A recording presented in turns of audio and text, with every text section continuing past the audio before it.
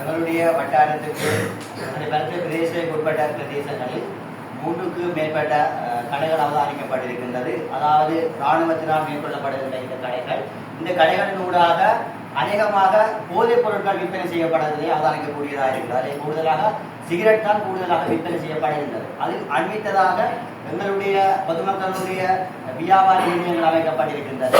அதை விட குறிப்பாக RS ஹோட்டல் பக்கத்தில் இருக்கிறது. அதுக்கு பக்கத்தில் அவர்களுடைய உணவகம் ஒன்று அமைத்திருக்கின்றார்கள்.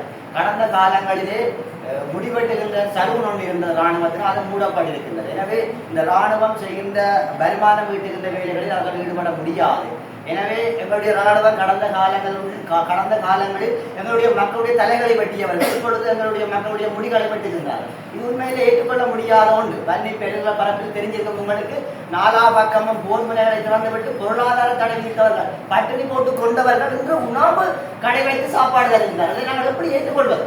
நாங்கள் மறக்க மாட்டோம். இதையுமே நாங்கள் மறந்து விடவில்லை. இந்த பெரும்பான்மை கட்சிகள் எங்களுக்கு செய்த ஒவ்வொன்றும் நெஞ்சில் வலிக்கின்றது. நாங்கள் பிறந்ததிலிருந்து இன்று வரைக்கும் எங்களுடைய அரசில் வாழ்ந்தவர்கள் எங்களை வைத்து அந்நியர்கள் உழைத்து விட்டு செல்ல முடியாது. எங்களுடைய இடம், எங்களுடைய மக்கள் வாழ வேண்டிய இடம். இந்த இடத்தில் எங்களுடைய மக்களுடைய நிதி வெளியிடத்துக்கு செல்ல முடியாது. உங்களுடைய பாதுகாப்பு வேலையை மட்டும் செய்யுங்க. உங்களுக்கு அரசாங்கம் சம்பளம் தருகின்றது. அந்த சம்பளத்துக்கு உங்களுடைய விதை பாருங்கள். கடை போட விருப்பம் வேண்டாம், அம்பாந்தோட்டையை கொண்டே போடுங்கள், காலையிலே கொண்டே போடுங்கள், உங்கள் சலூன் கடை போடுங்கள், உங்களுடைய பிரதேசங்களை போடுங்கள். எங்களுக்கு இருக்கிறது, கடைகள் இருக்கின்றது, எங்களுக்கு சலூன் கடை இருக்கின்றார்கள். இந்த புதிய அரசாங்கம் வந்திருக்கின்றார்கள். எல்லாம் நாங்கள் வெட்டுவோம் விடுவோம் சொல்லி புதுசாக ஆட்சி வந்தவர்கள் என்ன செய்கின்றார்கள்? இடங்களுடைய காலத்தில் ஒரு மாற்றம் பெற வேண்டும். இந்த மாற்றத்தை நாங்கள் தொடர்ந்து கேட்டுக்கொண்டிருந்தோம். சலூன் கடைகள் 3 கூட்டப்பட்டிருக்கின்றன. நல்லாட்சி காலத்தில் நாங்கள் போராடி கூட்டினாங்க. ஆனால் உணவு கடைகள் தற்பொழுது வியாதி கொண்டிருக்கின்றது. காலப்போக்கில் மரக்கறி கடையாக மாறி இன்னொன்றாக மாறி விட்டுவிடுதாக கூட்டுகின்ற பொழுதுதான் இந்த இல்லாமல் போய். எனவே இந்த விடயத்திலே நாங்கள் கட்சி வீதம் பார்க்காமல் நாங்கள் எல்லோரும்